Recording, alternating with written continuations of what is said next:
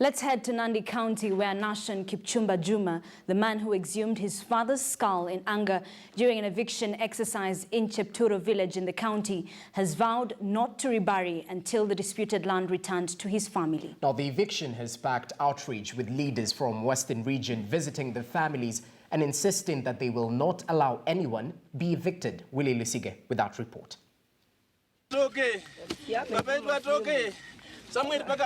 Nation Kipchumba Juma is the man from Cheturo village who shocked many after he dug up the grave of his father and retrieved his remains on Wednesday. He was among the 2,000 people resisting an eviction exercise by police following a court order. Nikaona ya kwamba siwezi kuingia kwao ili tupigane na wao. I met him still camping in the shell of their former home with the remains of the demolished structures scattered in the vast piece of land. Juma says their father bought the land and they have lived there for the past 40 years. Like the other evictees, he has nowhere else to call home. He has insisted that the remains of his father will not be reburied until justice is served. Hiyo hasira ilinifanya nilichimbwa kaburi ya baba yangu kwa matakika. Nikamtoa kichwa nje ili nifate nao maaskari wakati walikuwa wanaenda Kapsabet.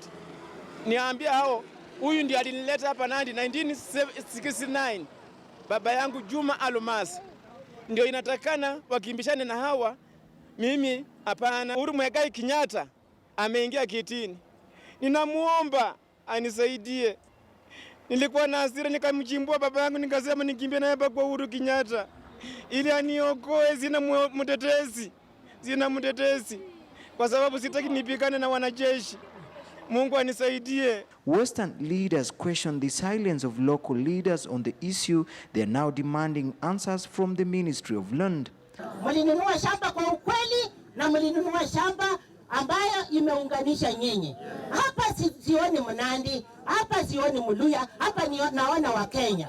Jumatatu tutatoka hapa tuende kwa ofisi ya huyo waziri wa mashamba, tuende tumwambie ya kwamba ni lazima atatue hii maneno.